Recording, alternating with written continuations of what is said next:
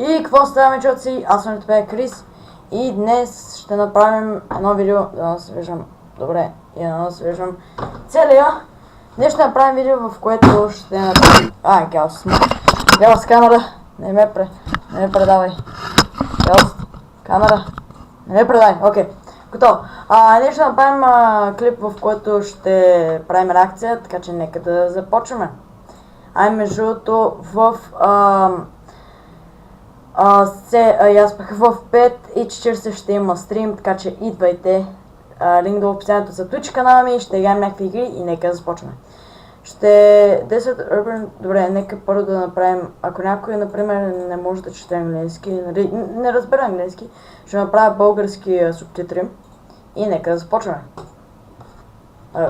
Да. Музика... Добро интро. Добре.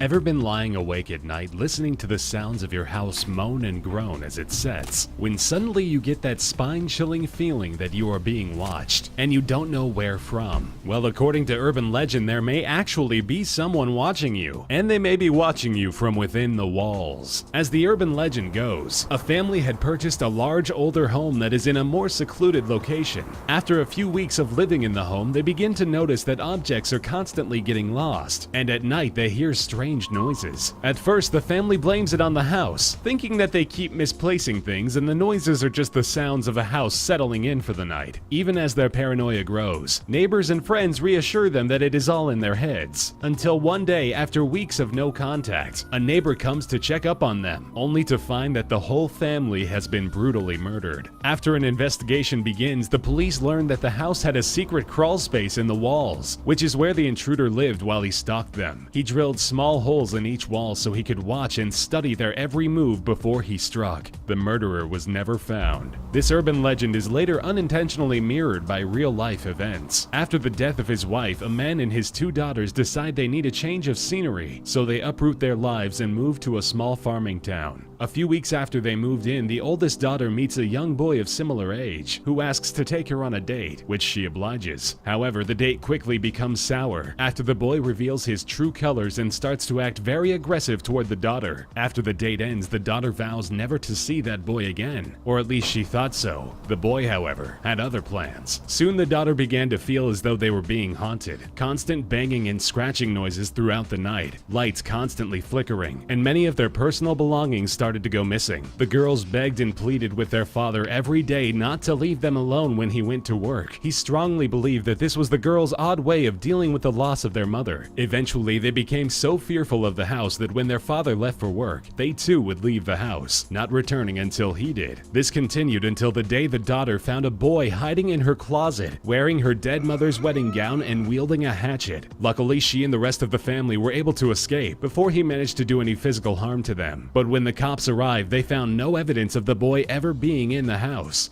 That is until an officer looked in the basement and noticed that one of the washing machines was slightly askew. He called for backup to help move the machine, which is where the boy was found hiding. Turns out that the boy had snuck in through an open window one night and dug himself a secret cubby hole behind the washing machine. He used the hole to store the daughter's personal possessions, as well as many knives and other deadly weapons. DNA evidence later revealed that the boy is wanted for the murder of a different family from down the block.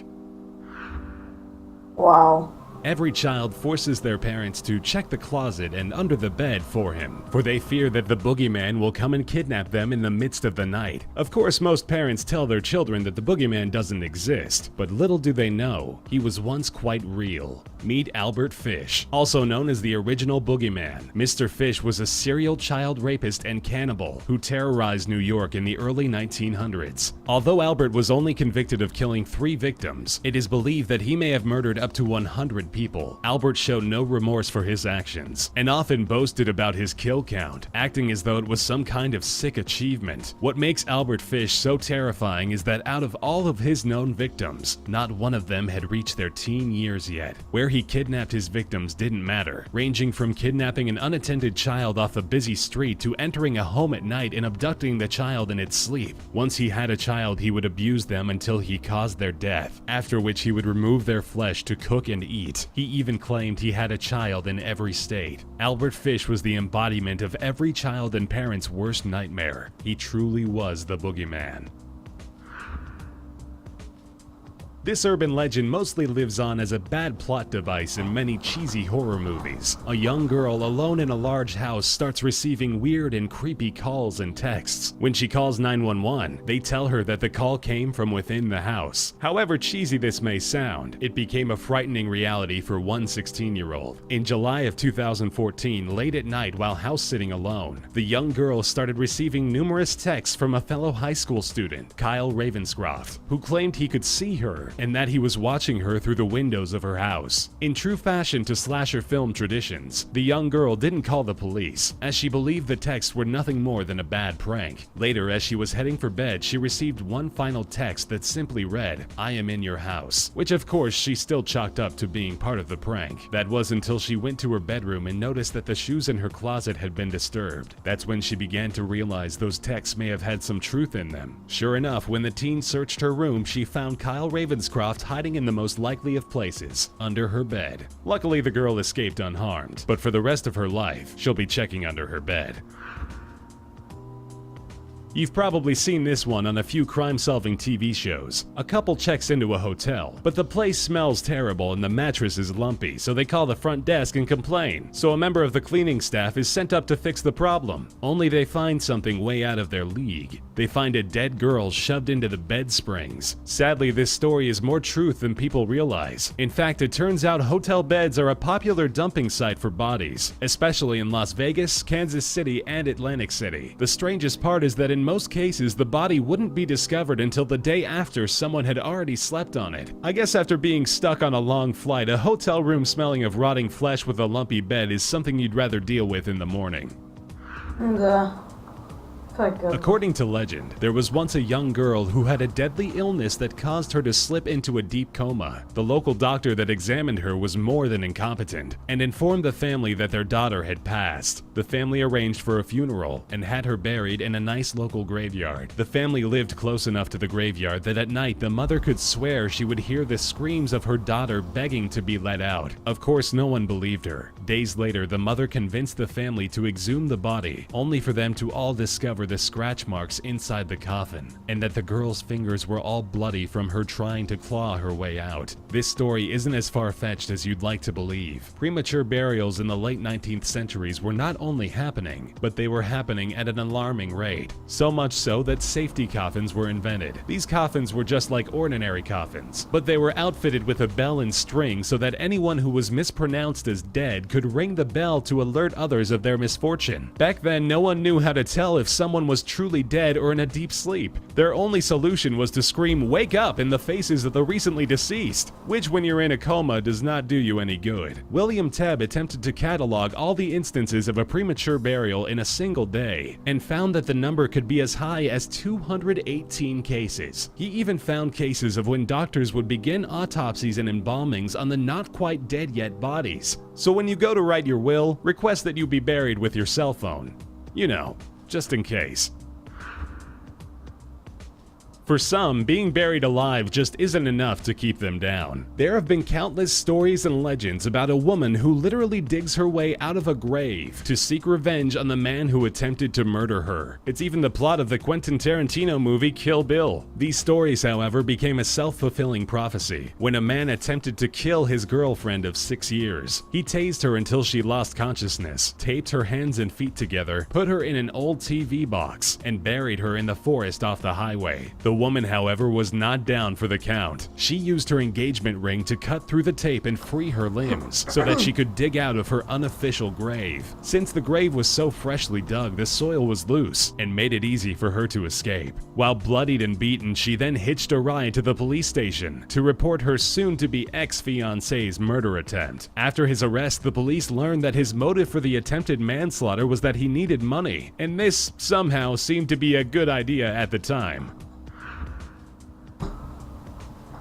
Ever tried to stick your hand between the closing doors of an elevator at the last minute, only to have a sudden gut reaction that maybe, just maybe, you might not be getting that hand back, then luckily you were able to experience a wave of relief as the doors opened back up again. Well, that fear became a horrific reality for Dr. Hitoshi Nikiado. In August of 2003, the doctor attempted to enter a hospital elevator, but was too slow as his torso got caught by the elevator doors. Instead of immediately opening up like they were supposed to, the doors acted as a vice grip and held Nikiado in place as the elevator slowly began to descend. It sliced his head off at mouth level, leaving his body on one floor and the top half of his head in the elevator with a traumatized, blood-soaked nurse. All this mess was caused by a single faulty wire in the elevator. Maybe next time take the stairs. It's better for your health.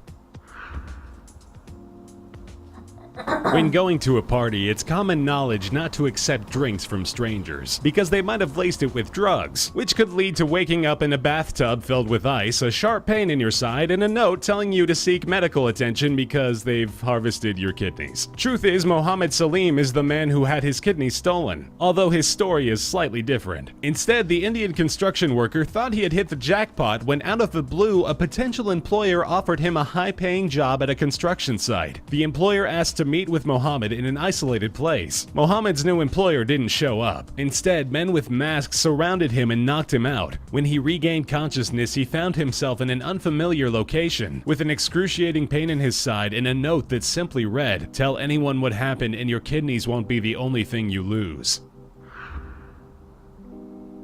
Imagine you are slumbering your way to the bathroom in the middle of the night, still half asleep, only to be jolted awake by the startling realization that the toilet is already occupied by a rat. But this story just seems like nothing more than a far-fetched tale a mother would tell her son to make sure he keeps the lid down, right?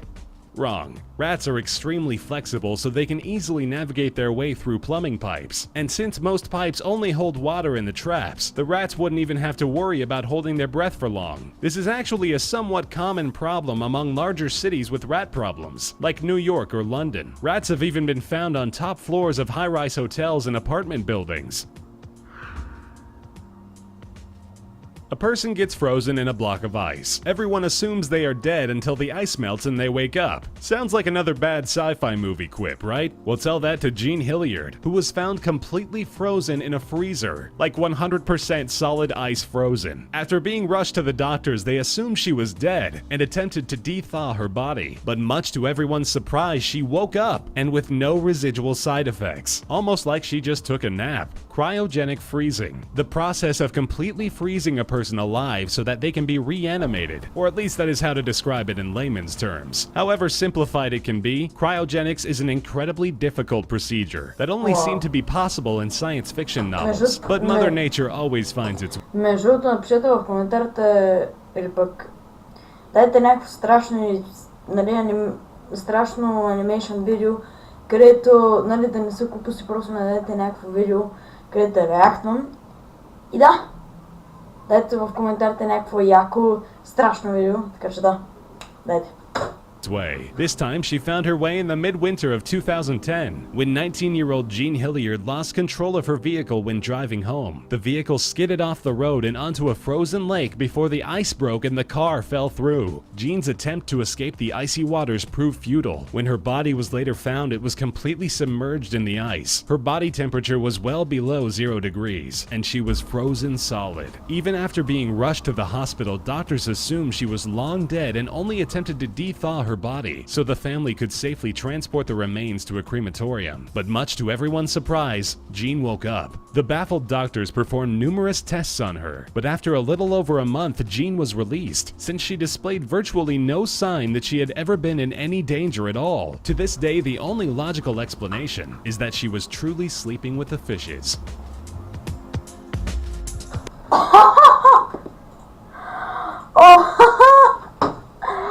Окей, това беше яко, видео съм за... Яко си беше. Не ме предавай, камера! Не ме предавай! Да съм на добро качество. Така не...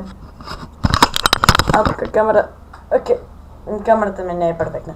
Но да, това беше за този клип. Окей, това беше много интересно. Надявам се какво ви хареса, така можете палец нагоре. Ако искате още такива клипове, където да реактувам на страшни и на някакви тъпоти, където в коментарите и чао от мен. И не забравяйте, че В 5 часа ще има стрим. Чао, чао!